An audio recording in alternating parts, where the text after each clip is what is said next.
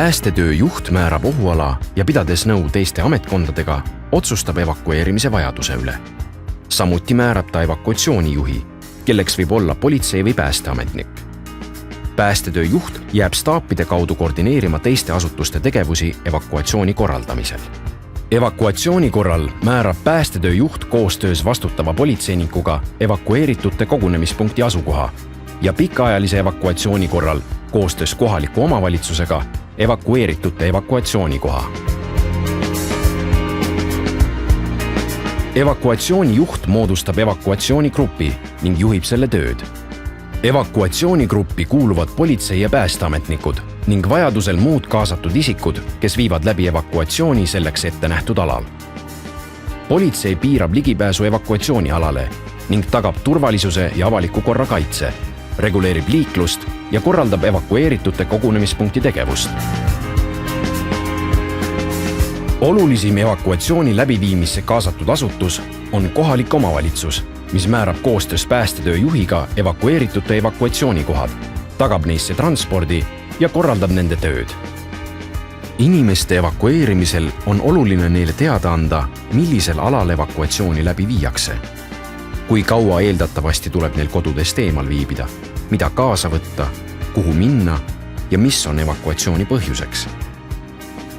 Evakuatsiooni puudutava info viimisel inimesteni võib olla koostööst meediaga palju abi.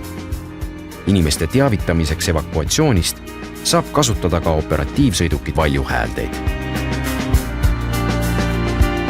Evakuatsioonikohas peab olema tagatud vesi, toit, meditsiiniline teenindus ja isikliku hügieeni võimalused. Lisaks tuleb pöörata tähelepanu ka puuetega inimeste, imikute ja vanurite erivajadustele.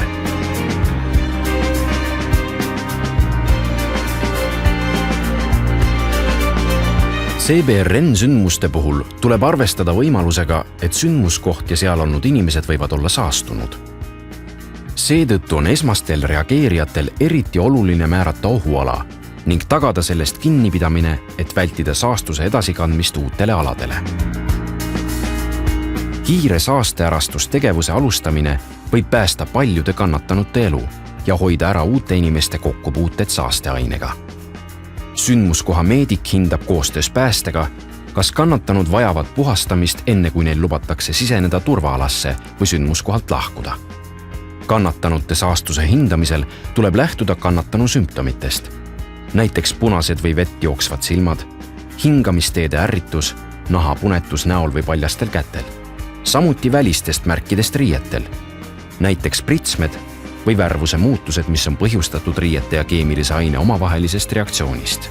Radioaktiivse ainega saastumise hindamiseks on ainsaks võimaluseks kasutada kiirgusmõõteseadmeid. Saastusest puhastamisel on esmane tegevus riiete eemaldamine, millega koos eemaldatakse ka suurem osa saasteainest. Seejärel kasutatakse kannatanute puhastamiseks ohtralt vett, et pesta maha saastus, mis on sattunud katmata kehaosadele või tunginud juba läbi riiete. Pesuainete kasutamine inimeste puhastamisel peab olema kooskõlastatud tervishoiutöötajatega. Pärast saasteärastust antakse kannatanutele esmaabi ning mittekannatanutele on oluline tagada võimalus end kuivatada ja uuesti riietuda, et vältida alajahtumist.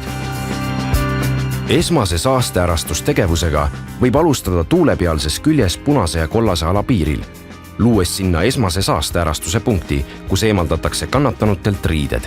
Saasteärastuspunkt kannatanute pesemiseks veega peaks paiknema kollase ja rohelise ehk turvaala piiril. Kui sündmusele on võimalik kiiresti kaasata saasteärastusliin, tuleb see paigutada ohuala ja turvaala piirile saasteärastuspunkti. Saasteärastuse korraldamisel teevad ametkonnad koostööd. Pääste vastutab kannatanute pesemise eest, kiirabi vastutab triaaži eest ja nõustab päästetöö juhti sobiliku saasteärastuse meetodi valikul. Politsei tagab avaliku korra, varakaitse ning sündmuskoha piiramise ja kannatanute registreerimise. Ohualal töötamise ja saastunud kannatanutega kokkupuute korral peavad kõik teenistujad kasutama isiklikke kaitsevahendeid, et hoida ära enda saastumine ja vältida ohtu tervisele.